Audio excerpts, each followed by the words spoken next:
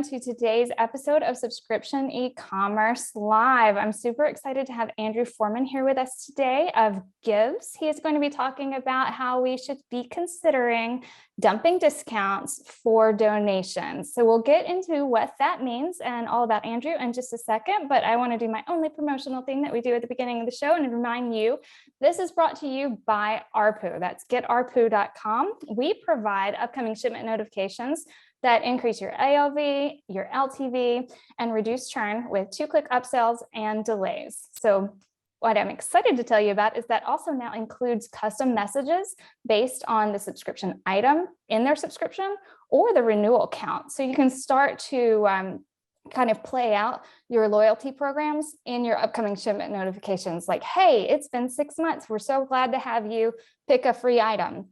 Kind of stuff going on. So that's for recharge customers who are on Shopify and BigCommerce. You can find out more at our website. And you can also go look at those campaigns. Seth, if you don't mind dropping that link in sometime during the show, we put together like a cool overview of how those campaigns work if you're interested. So no further ado, let's get over to Andrew of Givz. And why don't you introduce yourself to everyone here and let us know like what led you to where you are and what Givz does. Amazing. Thank you, Ashley, first and foremost, for having me. Excited to be here. Thanks everybody watching live and everybody that will be watching on the recorded version with the timestamps that Ashley so graciously provides. On my side, so I'm Andrew Forman, founder and CEO on the Givz side of things, and we see two huge trends happening in e-commerce in general, and it extends to subscriptions as well. But we see brands wanting to dump discounts, which I'm now going to use that in my pitch going forwards. They want to dump discounts at any turn that they possibly can. They recognize that people coming in through discounts are usually the lowest lifetime value customers at the end of the day. And totally separately, the second trend is that consumers are demanding some sort of purpose-driven activity from brands now more than ever. And this is something that brands are trying to figure out. You know, if we have 10,000 customers, they probably care about 9,000 different things. So how do we genuinely and authentically tell our customers that we care about what they care about? And so Givz sits at the nexus of those two trends, allowing brands to dump discounts in favor of donations and basically say, you know, hey, when you sign up for a subscription or when you spend $100 or more, we're going to give you Y dollars to give to a charity of your choice, or we're going to give you 10% of your purchase back to give to the charity of your choice. Excellent. Okay, so you are at a nexus. I would love to know how you, like career-wise, ended up at this nexus, because it feels like a very interesting passion-driven place. And I know there's got to be a story behind that. So if we go way back, and I'll try to keep it brief, but the high school version of myself, so, you know, decades ago at this point, I had the high school sweetheart girlfriend where I was like, okay, the only arguments we ever had were, how do you have more of an impact in this world? And so she said, you go and volunteer in the Peace Corps, because like that's having an immediate impact. That is what you're going to do. I said, no, you have to go make as much money as possible and fund the Peace Corps, because then you're like sending a lot of people, right? So we were trying, you obviously need both sides of that coin. We weren't going to solve this as 17-year-olds, but this is what we would argue about. And so the passion does come from a long-standing place, I guess is what I'm trying to say. I went into investment banking for 6 years, trying to make as much money as humanly possible so that I could fund the Peace Corps. Realized that I was going to make nowhere near as much money that I needed to do something like that. So instead, I did actually start a nonprofit at that point in time. Just to close the loop real quick, she graduated college and did go into the Peace Corps, and we never spoke again. But for me, yeah, good for her. I love that.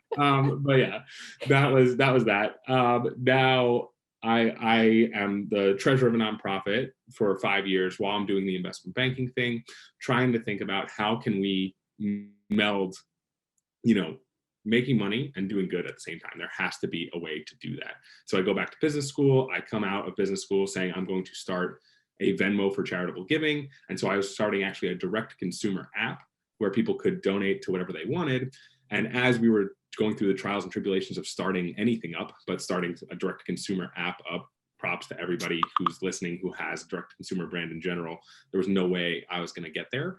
That said, we had two brands come to us in the beginning and say, hey, can we give people credit on your platform if they sign up for our subscription. One was actually a subscription service. The second one was, can we just give people $40 if they buy our handbags, right? Like to give to the charity of their choice, give them credit on the direct consumer platform we had built. So we said, yes, let's try it. And so we tried that, and the subscription company ran an A/B test on Facebook. The handbag company ran an A/B test on email, and both A/B tests resulted in the donation incentive outperforming the discount, both by around 20%, like materially outperforming the discount. And so it was pretty wild. We pivoted the business right then and there to work with. We have proof. Yep, that's immediate. Validated. Go. Yep. Yeah. Done. Immediate pivot. And then we started signing on some larger brands. And so really proving the concept that this was viable and working. And so we worked with brands like H&M, Smile Direct Club, Tervis, and on like a consultative, almost agency-esque basis, using the technology that we had built to be able to donate to any charity. So in H&M's case, it was spend $60, get $10 to give to a charity of your choice. If you were in the H&M loyalty program, you got that email, and hundreds of thousands of people spend $60 to get $10 to give to the charity of choice. It performed like a discount for H&M, but it wasn't a discount. People were paying full price, and it was exciting. So we then said, how do we make this scalable? So last year we built a Shopify app, and now here we are. And we just finished our recharge integration on our side. For old recharge clients, new recharge clients, it's easy and seamless, but it all happens after checkout. So in that old recharge case where they're taking over the checkout, we now have a solution for that as well. Excellent. Okay, so you're basically on a mission to combine like driving sales while building like this brand image. And I talked with Jamie Levy at Shopify Plus. She's like the head of engagement there, and we had a really deep, almost like it got like a little esoteric at moments, like conversation about why brands who have a true mission, that whose customers can align around that mission, may win in the long game, because they're building up more than a product subscription. They're building a way of life subscription that kind of creates like a sense of community, although she was very anti the word community. Interesting. Why for was some she interesting reasons. Anti-community?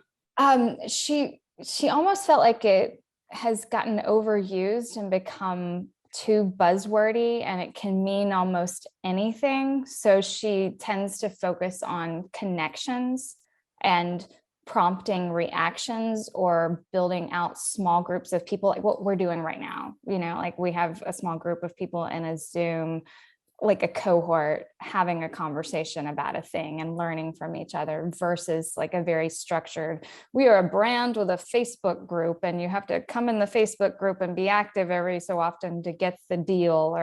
I feel like very much the way NFTs are run right now, right? Like with these discords that are just dizzying. And if you like miss the big post, then like you missed the opportunity to mint at that right moment, right?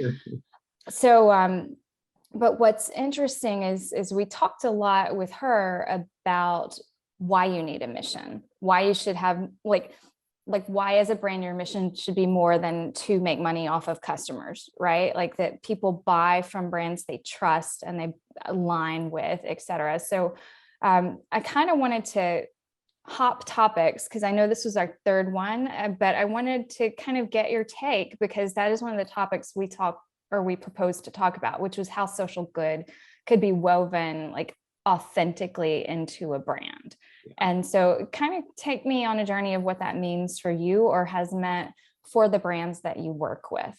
Yeah. Because a lot of people are like, well, we built a company to sell a thing. Right. And like, so now how would we add like more meaning to that thing? And so I feel like you've been on that journey with a few people. I love the way you frame that up as well, because there's the Warby Parkers, the Bomba socks, the Toms from way back in the day, right? They started with the mission, and it was like this buy one, give one. And you saw that, Warby Parker started with buy a pair of glasses, we'll give a pair of glasses to someone in need.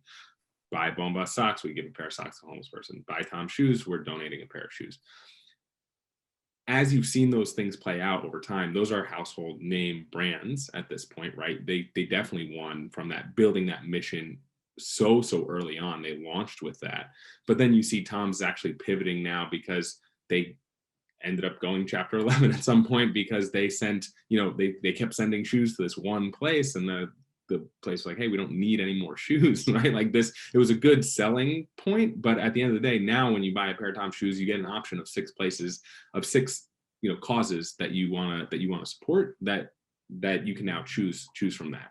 And so really taking that to the next level is, everybody cares about something deeply, right? Like, and this is just becoming more and more, I guess, coming to the forefront with social media and people talking about what do they care about. And even with the terrible things going on in the world right now, people want to give back, people want to do something, but what can you do? You make bed sheets and you sell bed sheets. What, as a brand, can I do to help the folks in Ukraine right now, when I still need to sell bed sheets, right? And so what we've done is we've said, hey, you're going to have 10 people buying bed sheets from you today. 9 out of 10 of them are going to care about the crisis that's going on in Ukraine. One of them has a family member in a hospital right now, and they want to support that hospital because that's what's closest to them right now. And so why don't you let that person donate to the hospital? Let the 9 other people donate to Direct Relief or UNICEF or one of the great organizations doing work on the ground in the Ukraine right now. But let the people decide. And even the people that are going to, even your customers that are going to support Ukraine, some want to save the children, some want to do, UNICEF or Direct Relief, that let them choose, right? And you can highlight those charities as brands, say like, hey, we care about what's happening in Ukraine right now. These are the highlighted charities for right now. It was International Women's Day yesterday, so maybe there were some women's empowerment charities that were there. For if you were a women-owned brand, you could do that. You could split it. You could have half Ukraine charities, half women charities. You can do whatever you want from that perspective. But the key is, here's what we care about. But at the end of the day, the most important thing is we care about you, our customer. And so if you can reframe even though you started out selling bed sheets, now you're actually helping customers support the charities that they care about most, that genuinely they care about most, because there's a search bar that they can donate to anything that they want. And you're powering that, and you're making, a 5% contribution if they spend over $200 on bed sheets. That's something you can set up. Gotcha. Okay. So then marketing wise, or like getting that message out wise, like it's obvious during the checkout flow. Yeah. Right. What do you recommend to brands who are introducing a donation option, who want that to be part of a reason people shop with them before they get to the checkout flow?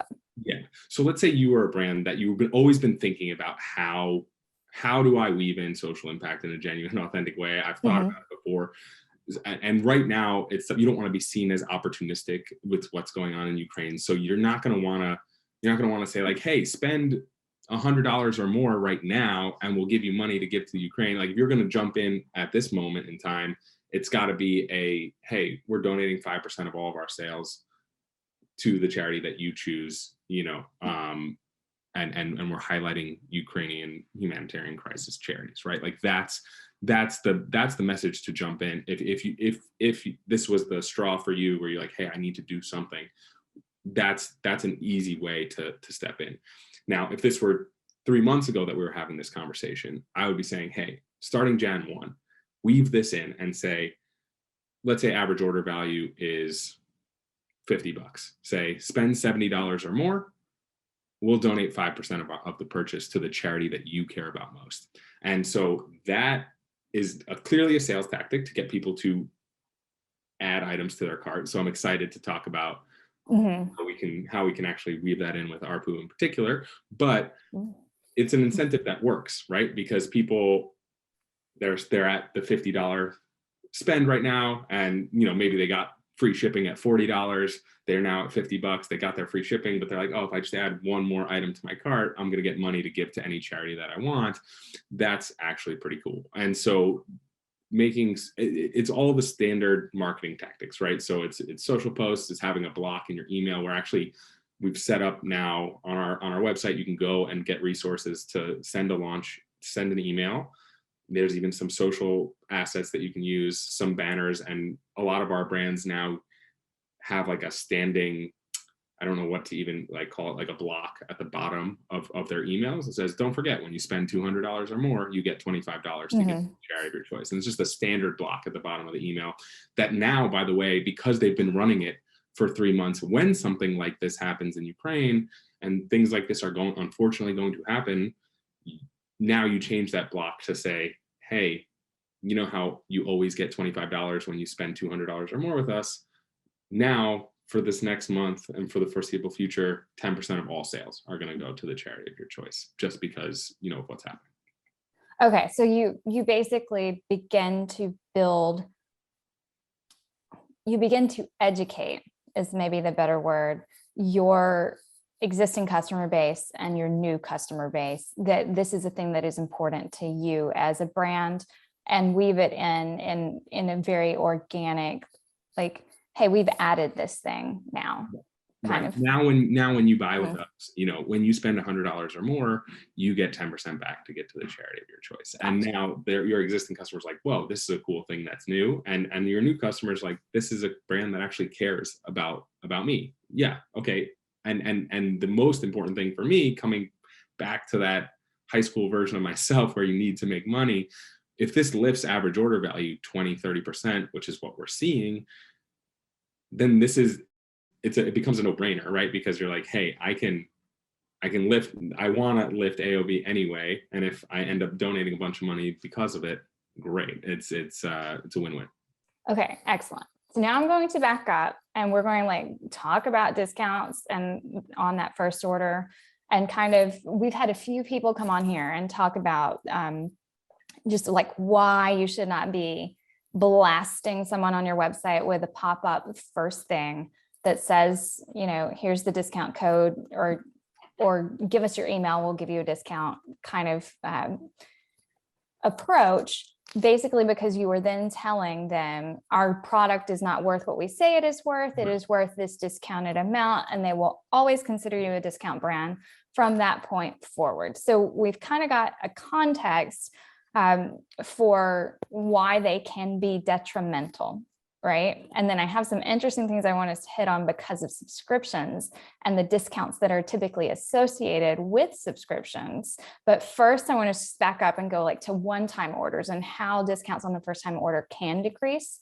LTV and kind of how you avoid that. So teach us. Yeah, so we've seen it and we've analyzed our clients' data, right? And I will say that first pop-up, that initial pop-up is starting to become commonplace, right? Where everybody has this 10% off your first order type of deal. That said, even as commonplace as it is, we've used Peel or Tido. I don't know if you guys have had those folks on here at all, but they analyze all of your data, and they're fantastic partners of ours. And we encourage our customers to install Peel and look at all their data, and then we look at the people that came in through a discount first.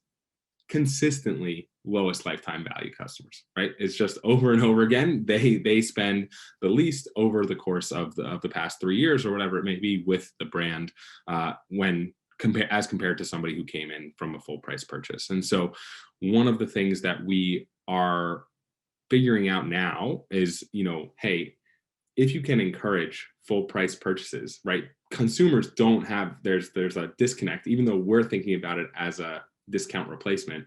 Consumers are thinking about this as a new, innovative, interesting way that a brand is giving back. And instead of saying, oh, 10% of the purchase goes to the Red Cross, we promise, and somebody making a purchase and then never hearing about that 10% going to the Red Cross again, now they are actually having a hand in it. They get to click, oh, do you want to go to the Red Cross? Do you want to go to UNICEF? Do you want to go somewhere else? And then they click that, they get a receipt from Givz, closing the loop, that whole piece. But the craziest part of the whole thing was that they bought at full price. And now they're not even thinking about that. They're just thinking about how awesome this brand is, that they got a receipt and they actually sent meaningful dollars to the charity that they care about. And so how can we do that? We're running actually an A/B test right now. I'll have to come back on and give you guys the actual results. We're testing one of our brands right now does a free gift with purchase. So actually not even pitching Givz. I think this is a brilliant idea. I think a small token-esque gift that is exciting for people to open or do whatever it may be, and that excites your brand. I think that is something, again, people make full price purchases, then they get this one little gift that they could either give to other people or just excites them. I think that is much better than a discount because of everything that you just mentioned, right? So doing a gift with purchase, we're now testing gift with purchase, giving that same little gift plus 10% of your purchase back to give to the charity of your choice, and versus a 10% discount. So we're doing a 3-way split test with one of our brands, and we'll let you know how that all shakes out. But we've done stuff like this in the past, and the giving incentive is extremely powerful. Interesting. So you're doing 3 different options. Remind me again, it's a gift with purchase, a gift with purchase plus a Givz incentive. Plus a Givz incentive, yeah. And then what is the third one? Discount. Just a discount. That is the discount like equal-ish to the donation. So we'll see what ends up happening. The other piece of this, of the Givz incentive. So the Givz incentive is 10%. So we'll talk through the math at some point. We were going to get to this anyway. Yeah. Givz incentive is 10% of your purchase of the subtotal back to give to the charity of your choice. Now, what we see on average is that half of the people actually allocate this money after purchase. So the way that Givz works is you market it up front, you get this lift up front, but then on the back end, for the people that don't care and don't allocate the money, we send them reminder emails, but after 14 days, if they don't claim the money, it actually acts like breakage. So 10% doesn't cost 10%, it ends up costing about 5%. So the 3 tests are, let's assume that gift with purchase is equivalent to a 5% cost. So the A test is just the gift with purchase, 5%. The B test is gift with purchase plus 10% Givz, which is only 5%. So that equals 10% cost. And then a 10% discount, which is the full 10% cost every single time. And they know that that's going to lead to lower lifetime value of that customer as well. So they don't want, if these were all tied, then the gift with purchase plain would win because it's only 5% cost. But what we've seen over and over again is that something plus the Givz incentive is super interesting. And this is also a way to get out, start, if you already have trained your customers to expect discounts, this is a way to start to peel it back. So instead of giving a 20% discount, you could do 10% off plus 10% to give to the charity of your choice. And that's an interesting, nice converting way of doing it. Gotcha. Okay. So talk about customer agency. Why is it important in today's landscape? So we've done so many studies now, and we've seen it firsthand because we have some clients who say, hey, we want to eliminate the search bar. So the way that Givz works, after somebody makes qualifying purchase, again, after the purchase on the thank you confirmation page, they now see the featured charities that the brand cares about. And so the brand says, hey, we care about these 3 charities. You could join us and choose one of these. Or here's the search bar. You can search for anything you want, any charity that you care about. There's 250,000 in this list to choose from. You go. The uptake rate on that is so much more powerful. People, that's where you get 50% of people actually participating. If there's no search bar there, that drops almost in half, maybe even in the third, in terms of people actually participating, because they feel at that point, and I think this is, I've talked to a number of consumers about this, but I think they feel like, hey, this money is going to go to one of these 3 charities anyway. I don't know if I really, does it really matter if I click one of these things? Clearly, they're not really giving me a choice, but they're giving me some choice. Now, those still do better than hey, 10% is going to go to this one charity, right? and you have no say in it whatsoever. But it's so, what the funniest thing about all of it is that when you leave the search bar there, we still see 80 to 90% of people that click through choose one of those featured charities. they love that they have the option to type in the search bar, but they don't even do it. They just actually choose one of the ones. They end up choosing one of the ones anyway. But having the search bar there is so key from a psychological standpoint. Like, I can really donate to anything. Amazing. But yeah, right now I'm going to donate to the Red Cross because that's what's featured here. Interesting. So yeah, that is like a psychological, like you could talk about that in life, right? Like there may be two roads that we should be taking, but we will only like think that those two roads are great if we also think we have like 60 other choices, right? Right. Interesting. No, I like the concept of what term was I coming up with in my head? It's like it's providing them a path. Yeah. Right. They can choose a path they want to take. You're recommending one or a couple, but like there's this freedom of choice. Right. We tried just the search bar for a second, and that was not good either, because people were like, wait, like, hold on, this is scary. Like, I know charity, I'm a good person, I swear I can type in a charity, but they like draw a blank and they get nervous. So having the featured ones serves two purposes. One, just giving people a nice little guided path in case they can't think of a charity on the spot. But two, it shows what the brand does care about, right? So the brand, you get the best of both worlds as a brand to say, hey, I've always been thinking about this. I have, a history of autism in my family, and so I'm going to put Autism Speaks as like my featured highlighted charity. But now it doesn't have to come out of nowhere where you're like, hey, like now all of a sudden 10% of all sales are going to Autism Speaks, and people are like, what? Where did this come from? You're now able to say like, hey, like we care about what you care about. Here's what we care about because we have this history in our family, but you ultimately get to decide at the end of the day where you want to give. Interesting. So it's like self-driven altruism. Like they get to navigate, right? Like here are good choices. Here's where you can navigate to. So this kind of leads into, I don't know if it leads very well. It's not a super segue, but what I want to think about when we're talking about subscription sellers. So we got companies that subscription is their entire business, and we have companies where subscription is like a business within a business, right? So you got lots of one-time purchases, a lot of repeat purchases, and then you have this whole group of people who are like, I don't want to think about it anymore. Just give me a discount and have this dog food show up at my door once a month. Like I cannot waste the brain bandwidth that it takes to think about this when the bag gets empty, right? Totally. So a lot of times, the main reason that someone subscribes the first time, which we have had a lot of thoughts about whether you should default to subscription or not, and some things along those lines, right? I like how Seth's laughing. Like no one can see, but Seth is like, oh, that same old like drama that she brings up every time. But here's what I was going back and forth with someone earlier today who was very interested in this session but could not attend, and is like very anti the pop-up discount, but has run successfully a subscription business that is based on like you're either buying something one time or you subscribe and save. Like they literally are calling it, like, because Amazon owns us all. Yes.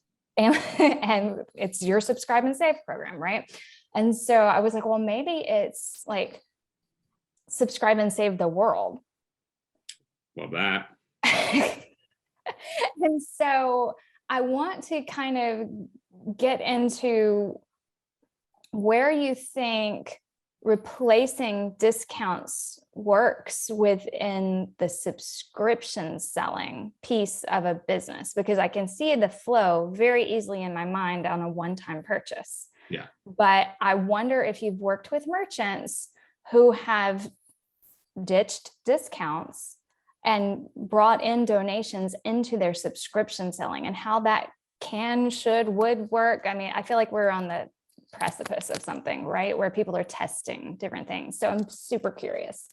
Totally. So it's I mean, very well said. I'm going to need that clip in general. and stealing my third thing of the day, subscribe and save the world. you heard it here. Not stealing. I'm going to ask for permission after, but I'm taking that. We have it. Yeah, perfect. And then the interesting piece, we're on the precipice of something here, right? Which is we're in the first out of the first inning of this game of saving the world while making more money doing it. And so we're just seeing it, we're mastering it now for Shopify one-time purchases, right? But where did this all start? It actually started on a subscription business where they were giving $50 off the first month if you subscribe now, right? So that was the savings. It wasn't a consistent subscribe and save, which I would love to talk about right after this in terms of like, we have not done that yet. We've talked with brands about like, how would we do this? How would it work? And so I would love to talk that through with you. But that's it. The first thing was there was a bunch of brands that were giving discounts on the first month, not on consecutive months, right? So it was like $50 off. This one in particular was $50 off the first month if you sign up today to subscribe. And so we A/B tested a Facebook ad, said $50 off. The other ad said $30 to give to the charity of your choice if you subscribe right now. And we saw a 20% better conversion on $30 to give to the charity of your choice as opposed to $50 off. Why they didn't do 50 and 50, I don't know. But the more important piece was what they saw was of everybody that subscribed with the $30 to give to the charity of their choice, they stayed on longer because they didn't have this difference in first month to second month charge. So I don't know if this is something that subscriptions businesses have you talked about this, or have they all already moved on from this and they're like, yeah, that doesn't work. Paying different amounts month 1 versus month 2, 3, 4, 5. We see a lot from the brands that I've worked with, they see a lot more fall off if you give somebody, hey, like, oh, I wasn't supposed to be paying $400 a month for this. I only paid $350 last month. This is going up. I cancel after month 2, right after I get that second charge. I think Ryan would have to speak to this a little more than I can if he wants to in the chat, but he might also be dealing with something else right now. But he's like our customer experience guy.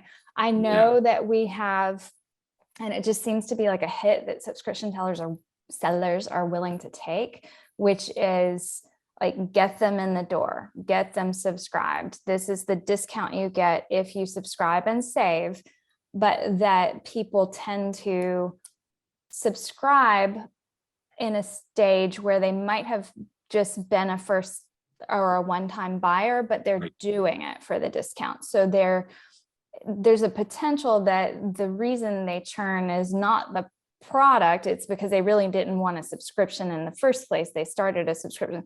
So really the metrics you have to look at feel like after first renewal, right? Because those are the people who are really in it for a subscription experience versus a savings.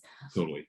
But what we see within ARPU is the ability to kind of help those subscribers feel like they are in the most exclusive membership club possible for that product, where they are getting a deeper or more meaningful discount or meaningful experience, right? And that's one thing that Jamie did talk a lot about, is like, don't let the discount drive the subscription. Let the experience of being a subscriber to a brand with a mission or a community feel, or like something beyond the discount should help them stay on and increase that LTV. But there's a tendency to then, within the ARPU email, even like we see people be successful with these exclusive discounts are only for subscribers, right. Kind of language, right? And so then like that discount is even deeper, right? So I'm like, the gears are all working in my head where it's like, I wonder how that would play in testing, where, is the discount deeper, or is the donation amount more, or the thing, like, or a combination of which thing is getting them, is scratching all their itches. Yeah. Right. Yeah. And so I think if you're a brand that has seen that, exclusive discount work, I wouldn't go away from that. I would maybe say like, hey, like here's an exclusive discount. Instead of a 15% discount, you could do 10% off plus 10% to give to charity, and the 10% to give to charity will net to 5, and that'll be your same 15% cost. But now 10 plus 10, I guarantee you will convert better than 15% off, right? Like 10% off plus 10% for 10% off for in your pocket, 10% for you to go save the world, to give to any charity that you want. That's a compelling message, and something that's going to build this sense of, I don't know if we don't want to use the word community, but build. It's okay. I'm not like on the same extreme. Community. Yeah. No, this, but I think realistically, you're building trust with your customer by giving them that agency to support any charity that they care about. And then you're starting this conversation that you otherwise couldn't start with them, which was, hey, what do you care about most in your heart? What do you care about most? Here's 10% of your purchase back, or of even just 10% of the upsell back to give to the charity of your choice when you add something to your subscription today, right? Like as soon as I heard about ARPU, and I was like, okay, the wheels are turning on.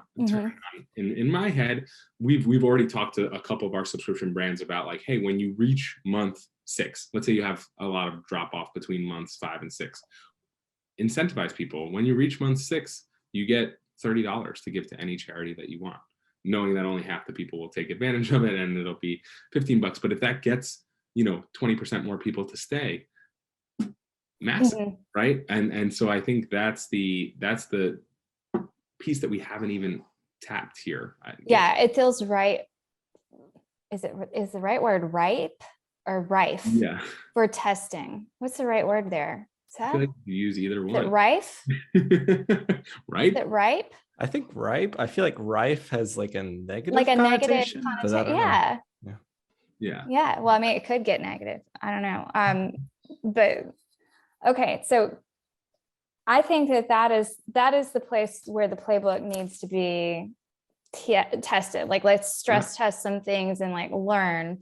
I think the big takeaway for subscription sellers right now is starting to think about the paths to subscription and whether you want to test, is it the deep discount the reason they're here, or is it the product plus some good doing, or a combination of both? And what we see a lot in terms of the reason that people using an upcoming subscription notification email and allowing you to easily adjust your subscription, like whether that is delay or adding something or making a change, is the ease of that. So that's like the equivalent to me of the paths that you're creating, right? So it could be that it's about your brand and what you're aligning with and what your subscription aligns with, so that you are kind of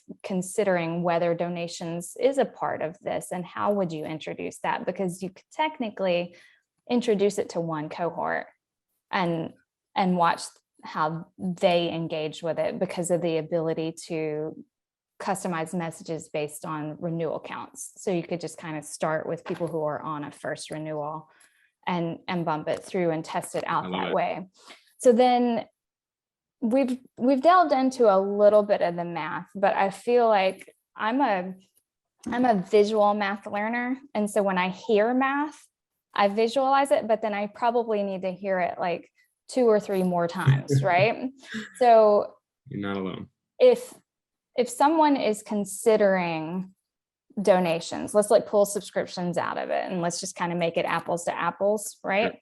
Sure. So if they're considering introducing donations instead of discounts, or in addition to whatever these combinations you're talking about, what's like the spreadsheet they build to test that? Or what's the, like, how do you go about deciding if this is a thing you try, and tracking it and measuring it, et cetera? Totally. So I think in terms of budgeting this out in an Excel spreadsheet, what are you going to look at? If you're comparing it to a discount, if you're going to do an A/B test where discount A, you get 20% off, discount B, you get 10% off plus 10% to give to the charity of your choice. And maybe you can throw a C test in there, which is 20% to give to the charity of your choice. You could test all of those things. If you were looking at it from a budget perspective, the easiest way from mathematical, and this would be conservative, would be half of, if you're doing 10% to give back to the charity of your choice, you can budget it in as you're going to actually donate 5%, because half the people will account for that breakage piece where people don't actually follow through and make the donation within the 14 days or allocate the free credit that they have within the 14 days. And so you can really just cut it in half. And when you first launch, that participation rate is more like 25%, and it grows to 50% pretty quickly as people understand they're leaving real dollars on the table when they don't claim this money to send to a charity. So from a budgeting perspective, keep it easy. So 10% to give to the charity of your choice is going to result in 5% of that qualifying purchase going to the charity. Excellent. Okay, and so you sparked a thought. I'm trying to recapture it, and brain's getting like old and past lunch. And that was the idea that in subscription form, the fact that you missed it one time would then mean you might be quicker to act on allocating that the second time. Like, so if we do a lot of talking about like expectation setting, like what should that first email, what should those first batch of emails do for your brand and the recipient? And that is build trust and show them what your brand is about and show them that you deliver the value you're saying you're going to deliver, right? And so I would assume that if they're in a subscription, there's then like this sequence of opportunities that are either missed or taken. So you probably would see an increase in the amount of people taking it, like actually allocating that to a, like taking the action they need to take. I'm not expressing the workflow correctly, but like I would assume, like that's just my gut check, is that like, oh, I missed it the first time, and I really like there's money on the table that I should be giving to charity that I'm not, and it's almost like a way to engage them. Yeah, but it's also like psychologically, it's like tithing, right? Right. Like the church sends you the envelopes that you mentally know you should, but they don't like. But the churches that win are sending you an email that says like, hey, remember to tithe this month or something like that. So it would kind of like fall into the same vein of a reminder to be charitable this month. That doesn't cost you anything. That the brand is really just giving to you as a gift, which is the crazy part. And they're not passing that envelope. They're not asking you to donate an extra 37 cents when you check out. They are saying, here's $3 that you can give to any charity that you want. Last month, you gave it to, a women's empowerment charity because it was Women's History Month. Today is Earth Day. Why don't you give $3 to, to an Earth Day related charity, right? And so I think to a sustainability charity, that's, I think, what you get as part of this like marketing piece. Each month there can be different charities that are there. Pride Month is coming up, right? And so you can start to really showcase to your customer that you're on top of things that happen and you care about them. And every single month now, as part of your subscription, you get a couple of bucks to give to the charity of your choice. Or you can incentivize it and make it bigger and say, hey, at the 6-month mark, you get $20. And at the year mark, you get $40 to give to the charity of your choice, and nothing in between. But that's just a reason to stay with us. And now it's more impactful at those time periods. And I'm also imagining that then you'd kind of have the opportunity to, as this grows, like if we're talking about this in subscription form, right, you would have the ability to give them kind of a record of what they have personally done. Like, does it trace your software?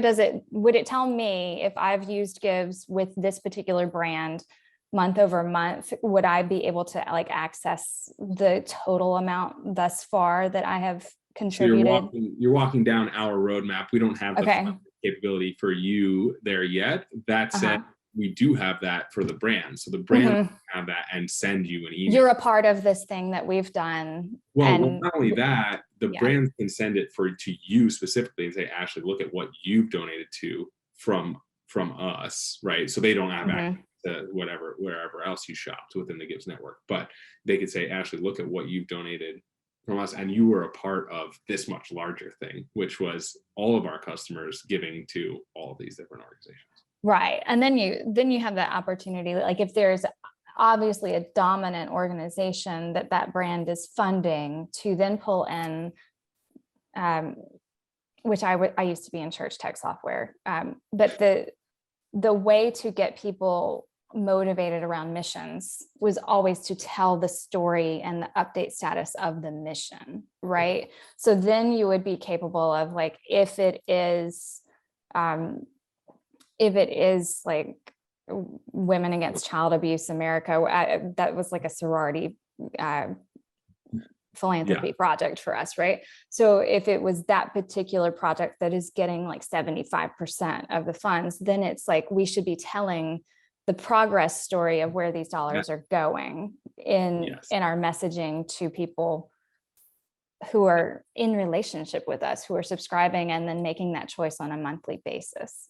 That's right. We have one client who has, like, they're partnering with a very specific charity called America on Tech, right? And so with their funding, and as they're funding this project, they're saying, like, hey, like, you as our customers have provided, over 10,000 hours of training, job training, and to underfunded communities in the United States, or right here in New York, or wherever it may be, right? And I think that's putting a tangible outcome on this. Or another customer that we work with is working with Drop for Drop, and they're funding a well. They've already funded one full well, and they're on their second well, right? And like, this is it's just the first featured charity for them, and it gets 70% of the donations. But telling that story back to the customers who have donated to that, and even those customers that haven't, it's like, hey, again, we're genuinely telling you we care about what you care about. You've been able to donate to whatever you care about through us. We've also funded a full well, 1.5 wells at this point, right? Like, it's pretty cool.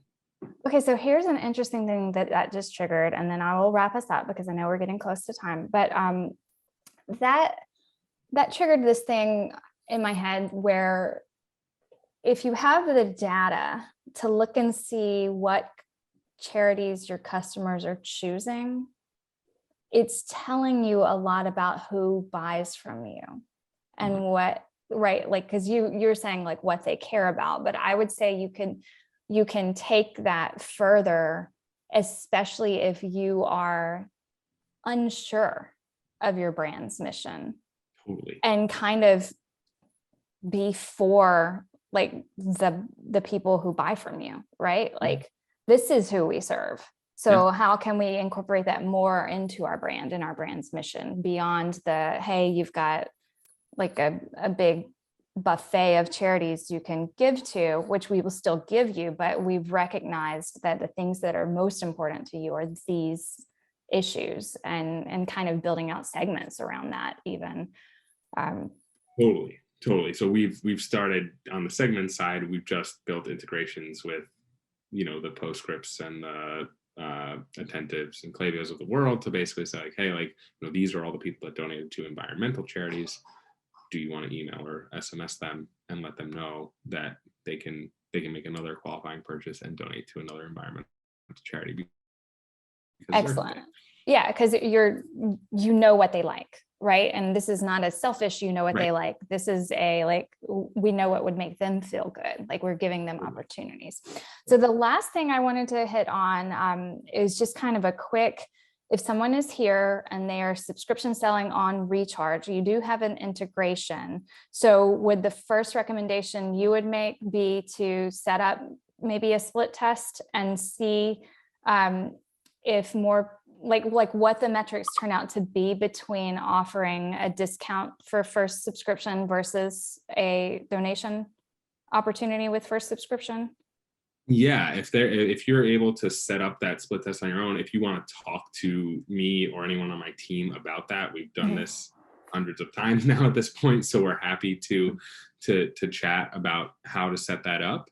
If you want to do an actual A/B test, if you want to just test something week over week or whatever it may be, if you don't have chops to set up the A/B test on this side of things, happy to brainstorm anything and everything there. And even if you are not using a discount right now, there's also an A/B test you can run, right? Like then the math becomes, hey, is giving people 10% of their first purchase back to give to the charity of their choice, and when they subscribe, that's going to end up costing you 5%.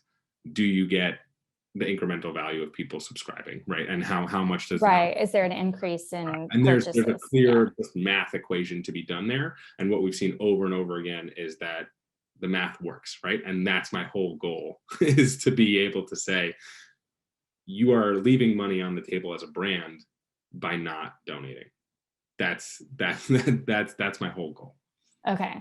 And so then the further test would involve like us getting together between ARPU and Givz and understanding how we can kind of serve the overlapping customer base, which would mean that somewhere in that sequence, probably in the upcoming shipment notification, you would then you would start testing, or you would like add in an opportunity to donate on, it could be just the subscription charge itself, right, or it could be on like a one-time add-on. Yeah. Which would be interesting to test, to see if those one-time add-ons paired with donations performed at a different rate than they do with discounts or without discounts and just flat, right?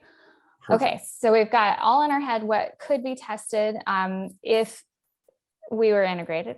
So everyone just sit on the edge of your seats for that. Do we have any questions from the crowd? It's been a quiet one, but I see people out there, and I don't want you to feel like you didn't have an opportunity to ask your questions to Andrew. So I know that Seth put something in the chat, but sometimes I feel like a verbal prod also helps if someone's sitting on the edge of a question. No, anyone? Mueller. Okay, so I think we're done. It was lovely to have you with us. Can you tell people where they can find you online so that they can go also get like, the brain scramble that I've got going on in my head right now about donations going on in theirs? Totally. Yeah, scratch that itch. So it's Givz, Givz.com. So 4-letter domain. We didn't get into how I snagged that domain, but that'll be for another time.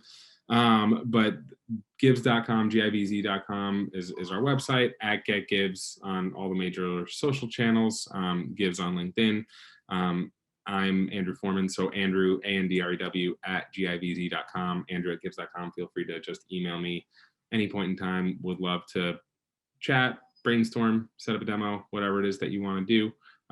Happy to help in any way, shape, or form, especially if it involves trying to get money to charity in a unique and interesting way. So happy to chat.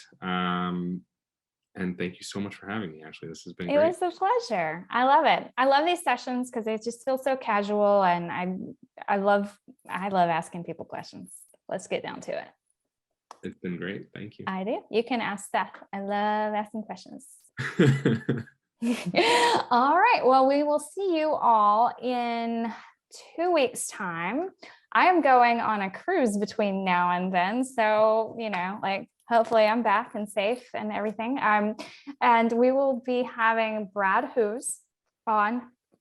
He's the CEO of the Out Loud Group. We are going to talk influencer marketing and how subscription brands should be using influencer marketing, or could be, or whatever terminology I put together as I look through the topic talking points for that.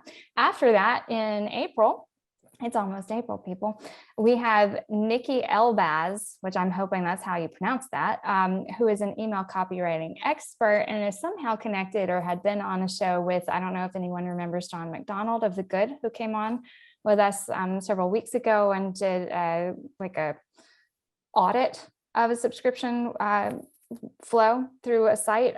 So I think she is going to kind of come on and teach us about email copywriting, which I know Everyone needs to do better email copywriting, and kind of give us some directions in that sphere with subscriptions. So if you have questions for some of these upcoming speakers that you want to make sure that we get into the topic queue, go ahead and send me an email at ashley@getarpu.com. Again, today we had the amazing Andrew Forman of Givz. Go check out Givz and see what gives.